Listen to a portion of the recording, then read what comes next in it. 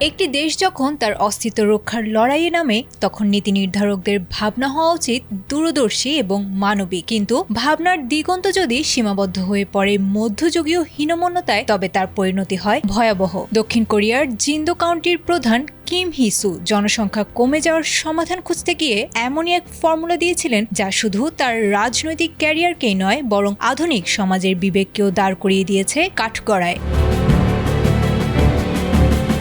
বিশ্বের সর্বনিম্ন জন্মহারের দেশে জনসংখ্যা বাড়ানোর অদ্ভুত ও বর্ণবাদী এক প্রস্তাব দিয়ে খবরের শিরোনামে এসেছেন কিম হিসু। বিবিসির তথ্যমতে গত সপ্তাহে এক টাউন হল সভায় তিনি পরামর্শ দিয়েছিলেন গ্রামীণ এলাকার অবিবাহিত তরুণদের জন্য ভিয়েতনাম বা শ্রীলঙ্কা থেকে তরুণী আমদানি করা যেতে পারে। টেলিভিশনে এই বক্তব্য প্রচারের পর থেকেই দক্ষিণ কোরিয়া ছাড়িয়ে আন্তর্জাতিক অঙ্গনেও উঠেছিল তীব্র নিন্দার ঝড়।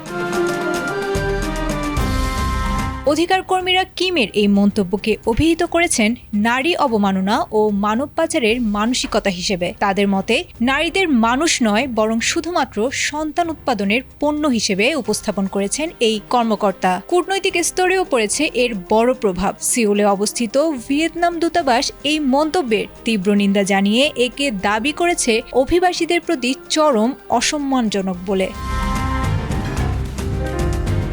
পরিস্থিতি বেগতিক দেখে কিম ক্ষমা চেয়ে নিজের ভাষাকে অনুপযুক্ত বললেও তাতে হয়নি শেষ রক্ষা। ক্ষমতাসীন ডেমোক্রেটিক পার্টি সোমবার সর্বসম্মতভাবে সিদ্ধান্ত নিয়েছে তাকে দল থেকে বহিষ্কৃত করার। বর্তমানে দক্ষিণ কোরিয়ার জনসংখ্যা 5 কোটির মতো হলেও বিশেষজ্ঞরা বলেছেন বর্তমান জন্মহার বজায় থাকলে আগামী 60 বছরে এই সংখ্যা নেমে আসতে পারে অর্ধেকে। সেই সংকট মোকাবিলায় কিম হিসুর দেয়া এই বিতর্কিত সমাধান শেষ পর্যন্ত টেনে দিল তার রাজনৈতিক জীবনের সমাপ্তি রেখা। এদিকে মঙ্গলবার জিন্দো কাউন্টি অফিসের সামনে ক্ষুব্ধ নারী ও অভিবাসী অধিকার সংগঠনগুলো ডাক দিয়েছে বড় ধরনের বিক্ষোভের। আয়েশা আক্তার, এটিএন বাংলা।